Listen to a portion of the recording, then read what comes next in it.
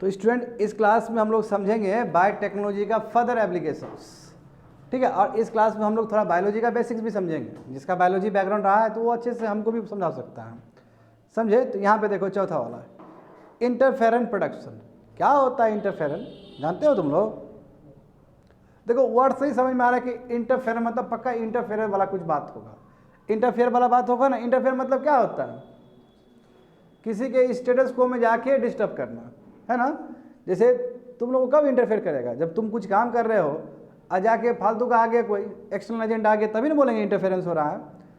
तो बिल्कुल, बट यहाँ वो तो फालतू का चीज़ है, चलो उस कॉन्टेक्स्ट में। बट इंटरफेरेंस प्रोडक्शन बहुत इंपॉर्टेंट है बॉडी के लिए। तो कैसे समझते हैं? इंटरफेरेंस कुछ नहीं, तुम्हारा एक प्रोटीन सी है, एक इंजाइम सी है, प्रोटीन है। प्रोटीन क्या चीज़ से बना होता है स्टूडेंट? अमीनो एसिड से बना होता है, समझे। अमीनो एसिड क्या चीज़ से बना होता है? नाइट्रोजन से बना होता है। पता है ना तुम लोग को? तो देखो इंटरफेरेंस जो है वो तुम्हारा और कुछ नहीं, एक प्रोटीन ही है। और इसी प्रोटीन को साइटोकिन्स भी कहते हैं। आई रिपीट, इसी प्रोटीन को हम क्या कहते हैं? साइटोकिन्स भी कहते हैं।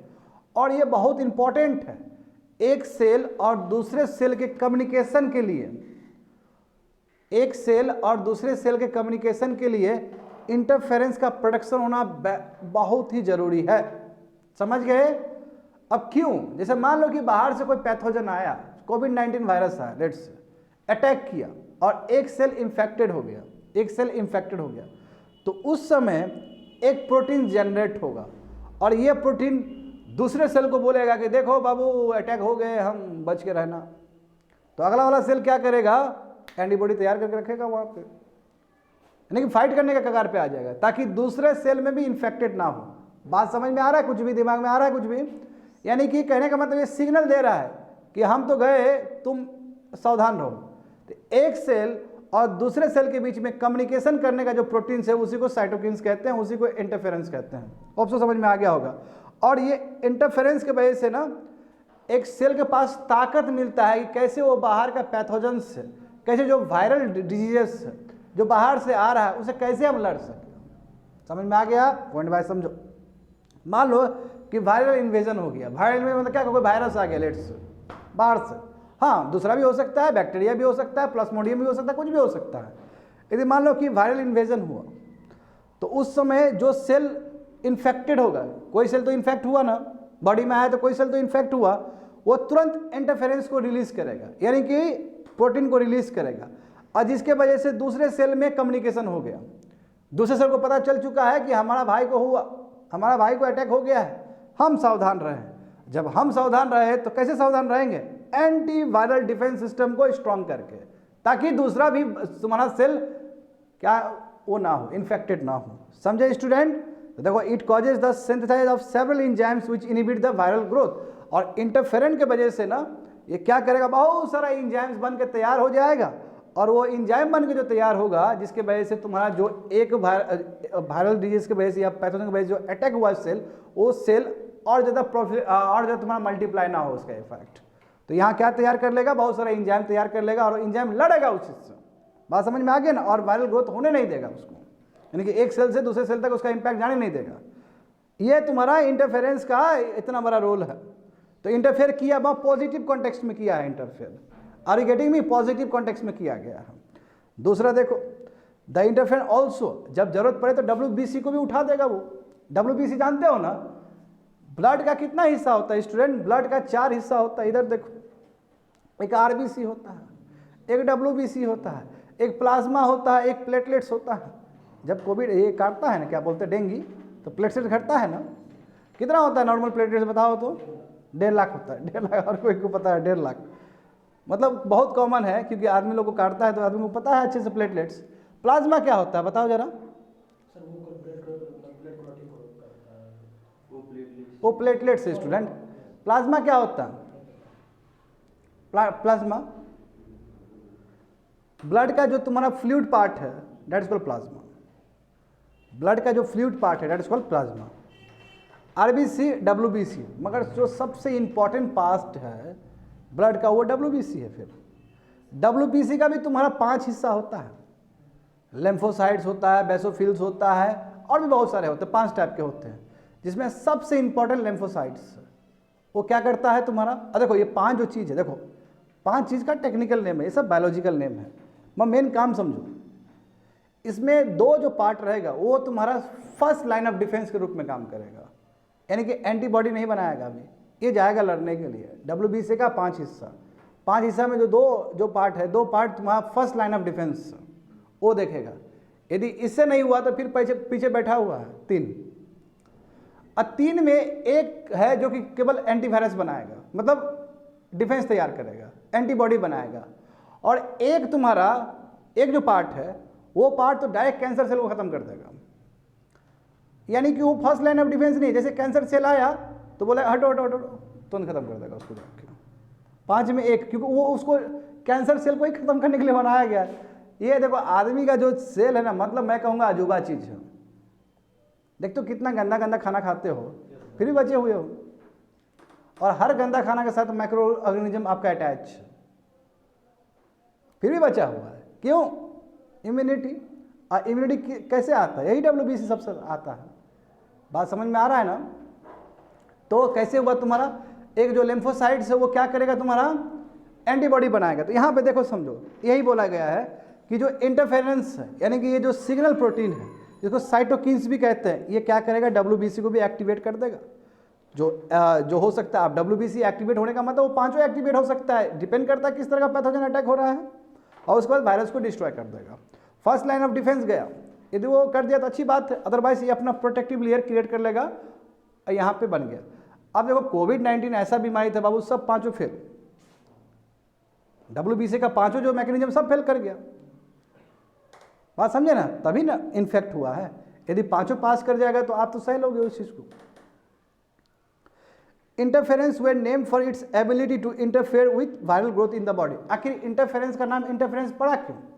ये इसलिए पड़ा है स्टूडेंट, क्योंकि जो वायरल ग्रोथ होने वाला था सेल में, एक सेल को अटैच हो गया ना, अब ये पूरा ग्रोथ होने वाला था, उस ग्रोथ को इसने रोक दिया, तो इंटरफेयर किया ना उस चीज़ को, इसलिए इंटरफेरेंस नाम पड़ा है इसका। समझे? और देखो इतना नहीं है, केवल वायरल इन्वेजन से नहीं लड़ता है, ये बैक्टीरियल और पैरासाइट इन्फेक्शन से भी लड़ता है। इसलिए मैंने कहा कि डिफरेंट काइंड ऑफ पैथोजन जो बाहर से आ रहा है अटैक करने के लिए लड़ सकता है। कोई हार्ड एंड फास्ट रूल नहीं है कि केवल वायरस से ही लड़ेगा, ये आपका बैक्टीरिया से भी लड़ेगा और बाकी उससे भी लड़ सकता है।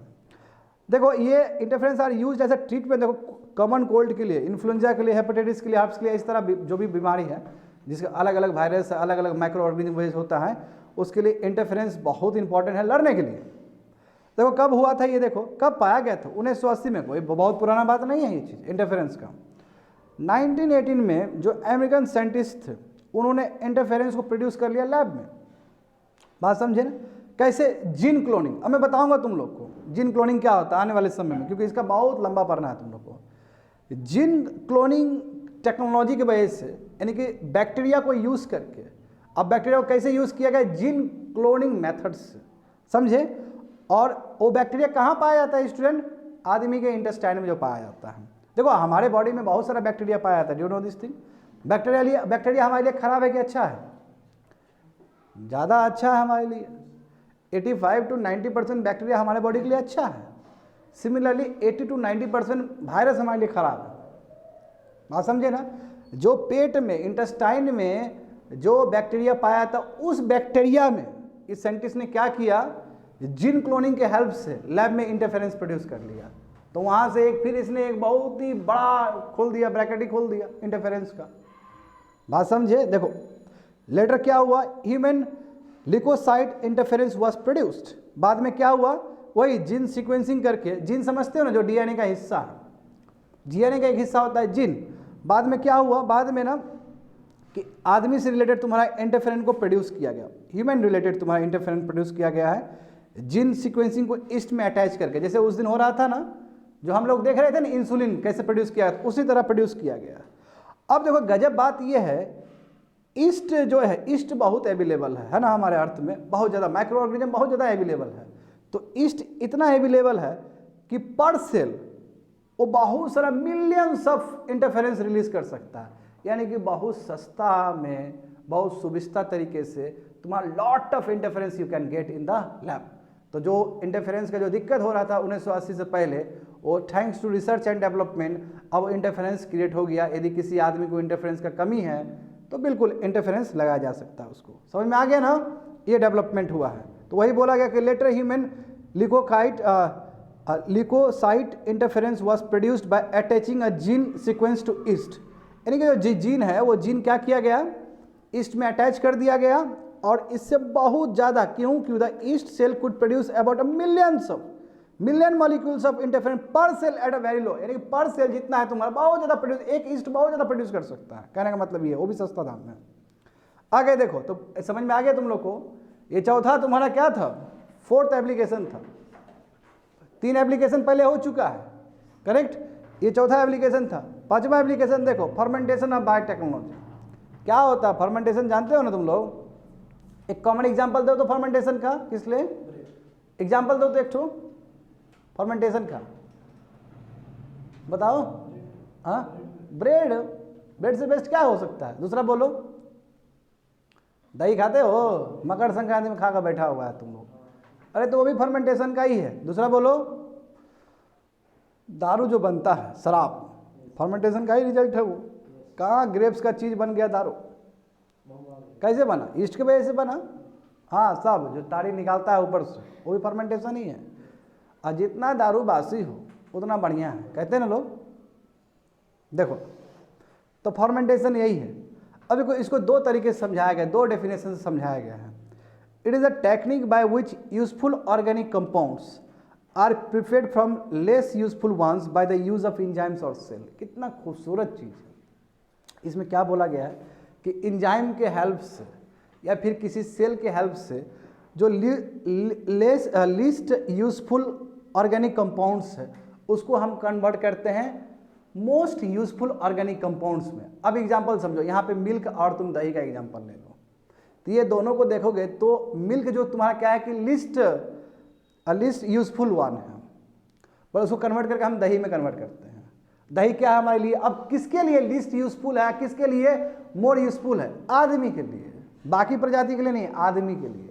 तो आदमी क्या कर रहा है, कुछ ऑर्गेनिजम्स के हेल्प से, किसी सेल के हेल्प से जो लिस्ट ऑर्गेनिक कंपाउंड्स है उसको मोस्ट यूजफुल कंपाउंड्स में कन्वर्ट कर रहा है। ये देखो डेफिनेशन, इतना ब्रॉडर डेफिनेशन है स्टूडेंट, सब आगे समझ आएगा इसके अंदर। हाँ समझे? अब लिस्ट और मोस्ट मोर यूजफुल वो डिपेंड करता है आदमी के ऊपर कि आदमी का एप्लीकेशन किस तरह वो काम आ रहा है, फाइनल रिजल्ट।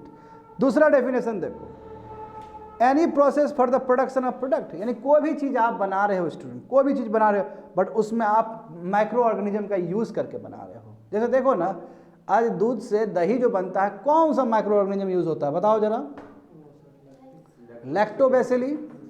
लैक्टोबैसिली तुमने पढ़ा ही होगा 10 में है, किताब में है। लैक्टोबैसिली के हेल्प से, बैक्टीरिया है ना जी, उसके हेल्प से बन जाता है। समझ गए ना? यही तुम्हारा, ये भी एक टेक्नोलॉजी है। क्या है तुम्हारा ये? Fermentation biotechnology. अब देखो, बायोटेक्नोलॉजी का जो सबसे प्राचीन बायोटेक्नोलॉजी है फर्मेंटेशन ही है, क्योंकि फर्मेंटेशन अभी का नहीं है, 7000 साल पहले का बात है ये। बायोटेक्नोलॉजी चलो अभी ना आविष्कार हुआ कि बायोटेक्नोलॉजी भी एक ब्रांच होता है जहाँ बायोलॉजी का टेक्नोलॉजी बायोलॉजी में यूज़ होता है एंड सो ऑन, बहुत बड़ा डेफिनेशन क्रिएट कर दिए। मगर ये जो फर्मेंटेशन वाला जो चीज़ था ये हमारे बीच 7000 साल पहले से है। बात समझे ना? जब वाजपेय होता था, वाजपेय मतलब राज्याभिषेक होगा, राज्याभिषेक होता था ना राजा लोग का, दारू पिएगा वो लोग, वाजपेय जिसको बोलते हैं, राजसूया, अश्वमेधा, सुने हो ये लोग? सेक्रीफाइसेस होता था, दारू पीता था वो लोग। दारू ऐसे बना थोड़ी, फर्मेंटेशन से बन रहा था। तो हमारे बीच था, हमको टेक्निकल नॉलेज नहीं था, बट हमारे बीच में वो जी रहा था एज अ कल्चर का पार्ट। तो इसलिए यहाँ पे लिखा गया है चीज़, देखो नीचे बताएंगे 3rd पॉइंट में। Fermentation technology aims at making this process, यानी कि जो हम बायोटेक्नोलॉजी वाला जो एंगल लेके आ रहे हैं फर्मेंटेशन में, ये हम इसलिए स्टूडेंट लेके आ रहे हैं ताकि हमारा प्रोसेस बहुत ही एफिशिएंट हो, यानी कि कम चीज़ में ज़्यादा निकले, ठीक है, बहुत प्रोडक्टिव हो, और क्या इकोनॉमिकल हो। इकोनॉमिक मतलब बहुत कम लागत में निकले और उसका बहुत फ़ायदा हो हमें। तो देखो ना, ग्रेप्स को खरीदोगे बाबू कितना रुपया लगेगा, वही तुम जाओ ओल्ड मॉन्ग को खरीदने के लिए जाओ, कितना लगेगा? ओल्ड मॉन्ग सुने हो? गधा कहीं का, पी के बैठा होगा तुम।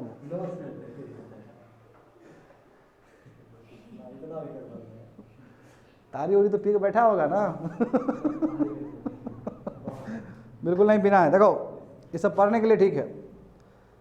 तो देखो समझ में आ गया ना, ये इकोनॉमिकल, वही देखो ना कहाँ ग्रेप्स। अच्छा बताओ तो सबसे अच्छा, हाँ ज्योग्राफी में पढ़ा होगा तुम लोग या फिर पढ़ोगे बाद में, सबसे बढ़िया दारू कहाँ बनता है वर्ल्ड में, कौन सा जगह पे? मेडिटेरियन सी में। मेडिटेरियन सी के आसपास जो रीजन देखते हो ना वो सबसे बेहतरीन है। इजिप्ट जानते हो ना, इटली जानते हो ना, इटली का जो दारू है वर्ल्ड का नंबर 1 दारू है, ब्रांडेड इंपोर्टेड, और बहुत बड़ा डिमांड है उसका। इटली में लोग वैकेशन मनाने जाता है ना, हाँ समझे। तो ये फर्मेंटेशन की वजह से ही हो रहा है। देखो fermentation technology is oldest of all biotechnological process, सबसे पुराना है ये। कैसे पुराना है देखो, एंशियंट फर्मेंटेड फूड प्रोसेस, देखो कितना प्राचीन जो फूड प्रोसेस है अभी भी हमारे साथ है। ब्रेड जो खा रहे हो ना, वाइन, चीज़, कर्ड्स, इडली, डोसा, देखो साउथ इंडिया तो पूरा फर्मेंटेशन ही कर रहा है बैठ के, और 6000 साल का विरासत रहा है। हाँ उस समय लोग को नहीं पता था कि माइक्रो ऑर्गेनिज्म भी कुछ चीज़ होता है, माइक्रो ऑर्गेनिज्म था वहाँ पे जो हेल्प कर रहा था ये इडली डोसा बनने में, ठीक है ना। और इसलिए हम कह सकते हैं स्टूडेंट कि जो बायोटेक्नोलॉजी अभी जो हम फील्ड देखते हैं, ये फील्ड एग्जिस्ट था नेचर में पहले ही, हमारे कल्चर में भी एग्जिस्ट था। Fermentation industry uses agriculture products, अब एग्रीकल्चर प्रोडक्ट्स को हम यूज़ करते हैं एज अ रॉ मटेरियल। अब फाइनल प्रोडक्ट जो निकालते हैं वो बहुत ही इकोनॉमिकल होता है, बहुत ही बेनिफिशियल होता है। केवल दारू ही तो नहीं बन रहा है, बहुत सारा ऐसा चीज़ बन रहा है जो कि हमारे लिए, क्या दारू गलत चीज़ थोड़ी है, दारू तुम्हारा मेडिसिन के रूप में भी काम आता है, बहुत सारा ड्रग्स भी बनता है उससे, बात समझे। हाँ, the capability of living cell is use in, यानी कि जो लिविंग सेल है जो कैपेबल है फर्मेंटेशन करने के लिए, तो उसी को यूज़ किया जाएगा फर्मेंटेशन उस प्रोसेस के लिए। जैसे एग्जांपल देखो, जैसे जूस ऑफ ग्रेप्स जानते हो ना, तो अंगूर का जो जूस है उसमें ग्लूकोज होता है, और ग्लूकोज को कौन ब्रेक डाउन करता है? तुम्हारा बहुत सारा ईस्ट करता है, ईस्ट ब्रेक करके क्या बनाता है तुम्हारा? इथाइल अल्कोहल हो गया, उसको पुराना कर दो, बन गया अल्कोहल। हम जानते हैं कि मेथनॉल डेंजर है, इथेनॉल ठीक है। इथाइल अल्कोहल तुम्हारा कौन सा नेम है? कॉमन नेम है कि IUPAC नेम है? हाँ, तो मेथनॉल तुम्हारा कॉमन नेम हो जाएगा। ऑर्गेनिक केमिस्ट्री जी। आगे देखो, तो ये हो गया, समझे ना स्टूडेंट? कोई दिक्कत है तुम लोग को समझने में फर्मेंटेशन टेक्नोलॉजी? अभी तक क्या क्या बात हुआ इस क्लास में, बताओ फिर से याद दिलाओ। हाँ चलो इंसुलिन से बोल रहे हो, चलो इंसुलिन। दूसरा बताओ, हाँ हार्मोनल प्रोडक्शन। तीसरा बताओ, एंजाइम प्रोडक्शन, वेरी गुड। चौथा बताओ, हाँ इंटरफेरेंस प्रोडक्शन। और बताओ, हाँ फर्मेंटेशन, वेरी गुड। अब थोड़ा बेसिक कॉन्सेप्ट समझ लो। अब ये बेसिक कॉन्सेप्ट आया क्यों? क्योंकि तुम RDNA टेक्नोलॉजी थोड़ी समझेगा, जब तक तुम DNA को नहीं समझेगा तब RDNA कैसे समझेगा, इसलिए थोड़ा बेसिक कॉन्सेप्ट दिया गया है, समझो। और जितना समझना है उतना ही बेसिक कॉन्सेप्ट है जितना आपको चाहिए। इसमें देखो स्टूडेंट, सेल का डिस्कवरी कब हुआ? 1665 में हुआ, ठीक है, तब ढूंढा गया इसको, ठीक है। रॉबर्ट हुक ने किया था और उसी ने नाम रखा ये सेल है। बाद में सेल न्यूक्लियस, सेल के अंदर जो पाया जाता है ना मेन चीज जिसको बोलते हैं सेल न्यूक्लियस, जो कि सेंट्रल पार्ट होता है, जो सबसे इंपॉर्टेंट। जैसे आदमी का सेंट्रल पार्ट क्या है? ब्रेन है कि नहीं हम लोग का? उसी तरह सेल का जो एक तरह से जो ब्रेन है उसको क्या बोलते हैं? न्यूक्लियस कहते हैं, या फिर सेल न्यूक्लियस कहते हैं। सेल न्यूक्लियस का कब आविष्कार हुआ है तुम्हारा? 1831 में, ठीक है, रॉबर्ट ब्राउन किए थे। हाँ, दूसरा आदमी है ये ब्राउन है, वो हुक था। अब देखो स्क्लेडेन एंड स्वाइन ने क्या किया? सेल थ्योरी दिया है, जो कि पढ़ते हो तुम लोग 6-7 के बुक में पढ़ते हो, 1839 में दिया गया। और इन्होंने कहा कि देखो जितना भी तुम्हारा लिविंग ऑर्गेनिज्म है सब सेल से बना है। इसलिए जो बचपन में तुम लोग रटा होगा, cell is the functional and structural unit of life है ना, ये सब हम लोग रट लिए सब लोग। सही बात है ना, बिना सेल का कोई बन ही नहीं सकता। सेल के अंदर भी है सेल तो एक बेसिक यूनिट है। सेल के अंदर जाओगे ना, विल गेट मैनी थिंग। देखो कैसे गए हम लोग। 1940 में क्या बना? इलेक्ट्रॉन माइक्रोस्कोप बना, एकदम बहुत छोटे छोटे चीज़ को देखने के लिए। तब जाकर पता चला, अरे भाई सेल जिसको हम बेसिक और स्ट्रक्चरल यूनिट बोलते हैं, ये तो बहुत कॉम्प्लेक्स चीज़ है, बहुत कुछ है इसके अंदर प्रेजेंट है। तो देखो फिगर दिख रहा है ना तुम लोग को। अब देखो इस फिगर में क्या नहीं है स्टूडेंट। अब तुम लोग को ये चीज़ ध्यान देना होगा, सेल है, सेल का भी मेम्ब्रेन होता है, न्यूक्लियस का भी मेम्ब्रेन होता है। जो न्यूक्लियस का मेम्ब्रेन होता है वो डबल लेयर्ड होता है, और वहाँ पे तुम्हारा पोरस होता है, पोरस मतलब गैप रहता है, ताकि बहुत सारा चीज़ अंदर जा सके, बहुत सारा चीज़ बाहर निकल सके। और न्यूक्लियस के अंदर डीएनए सब रहता है। न्यूक्लियस के अंदर क्या रहता है? डीएनए रहता है। डीएनए समझते हो ना, हम अपने फादर से क्यों सिमिलर है? Just because of DNA, just because of gene. Gene का मतलब ही है कि जीन से ही डीएनए बनता है, जीन बहुत सारा हो गया तो डीएनए बन गया। तो इतना इंपॉर्टेंट है हमारा क्या? Cell nucleus. अब देखो यहाँ पे साइटोप्लाज्म मतलब क्या होता है स्टूडेंट? साइटोप्लाज्म का मतलब है जो आपका लिक्विड साइड है, क्योंकि देखो एक सेल हो गया, सेल के बीच में तुमको मिलेगा न्यूक्लियस।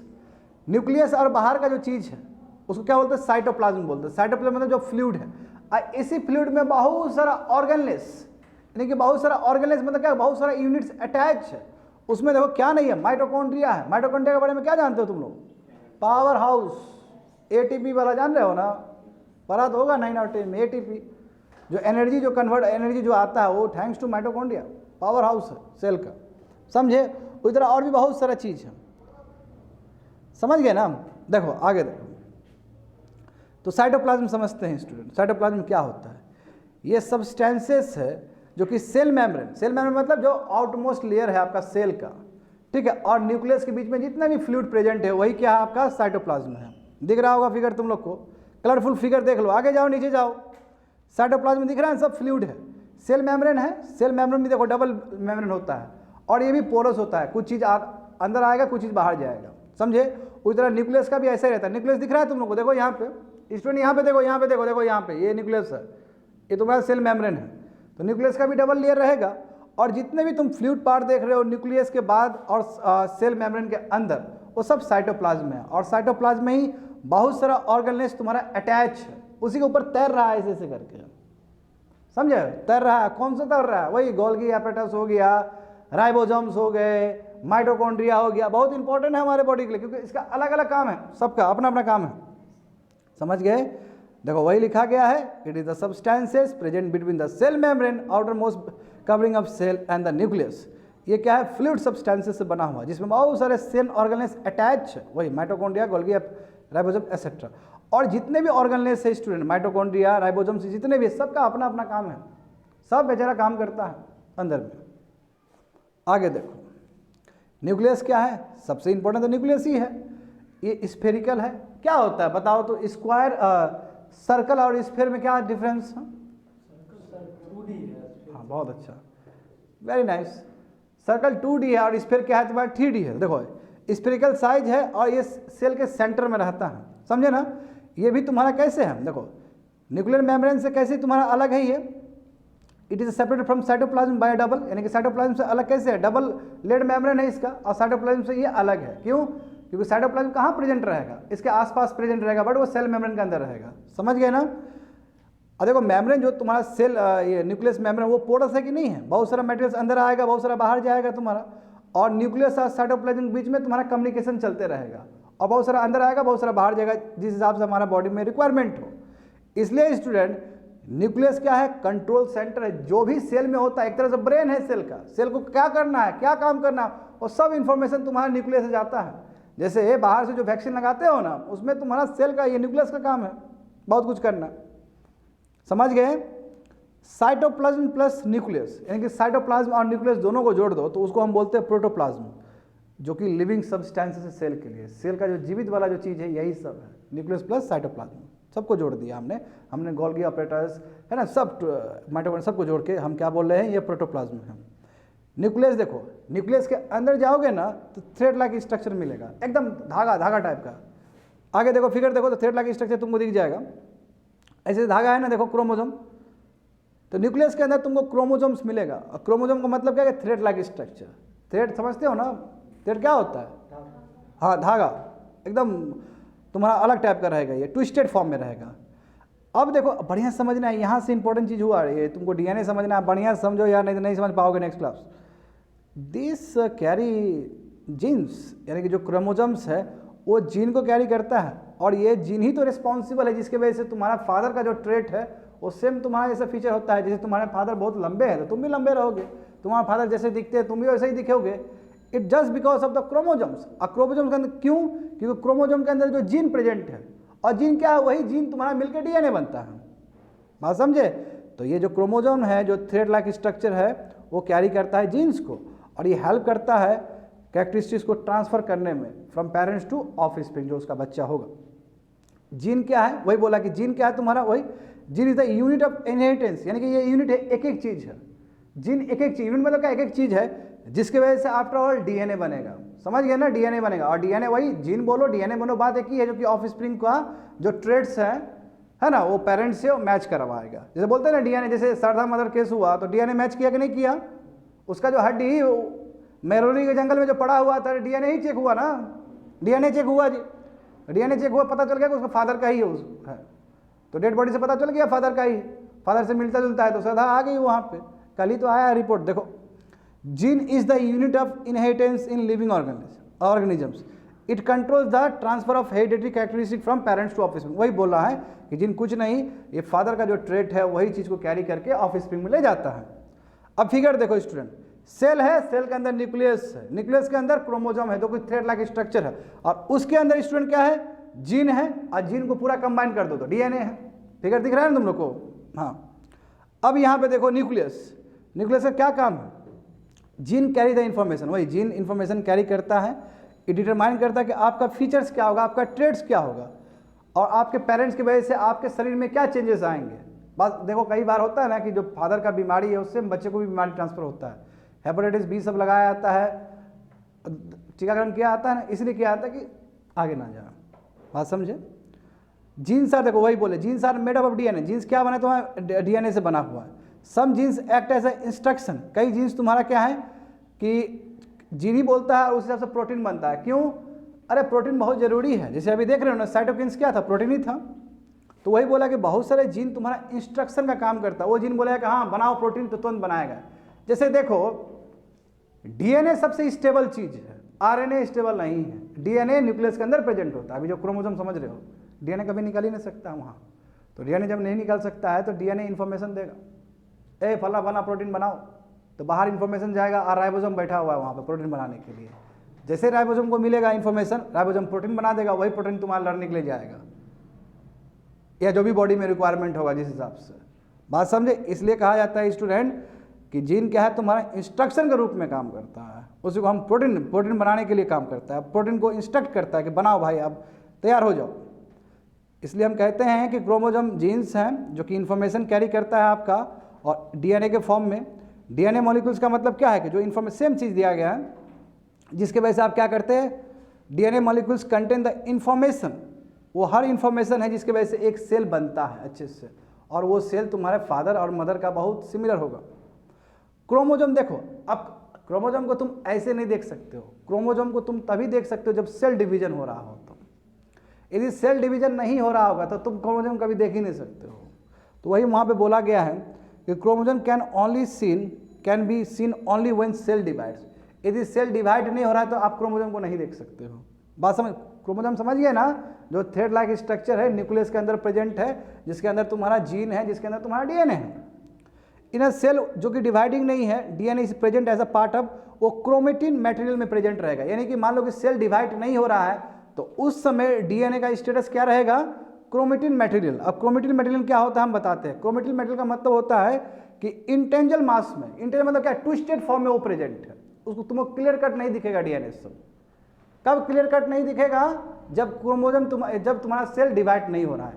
यदि सेल डिवाइड हो रहा है तो you can see the clear picture of DNA, समझे ना। तो बोला क्रोमेटिन तभी, क्रोमेटिन कैसे दिखेगा, entangled mass of thread like structure, यानी कि ट्विस्टेड फॉर्म में तुम्हारा दिखेगा।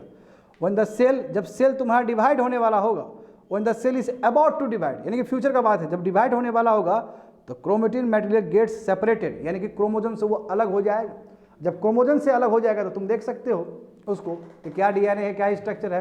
बट यदि सेल डिवाइड नहीं होगा, मान लो वो स्थिति में नहीं है, सेल डिवाइड होने की स्थिति में नहीं है, तो you can see the DNA structure and other things present in chromosomes. समझ गए ना।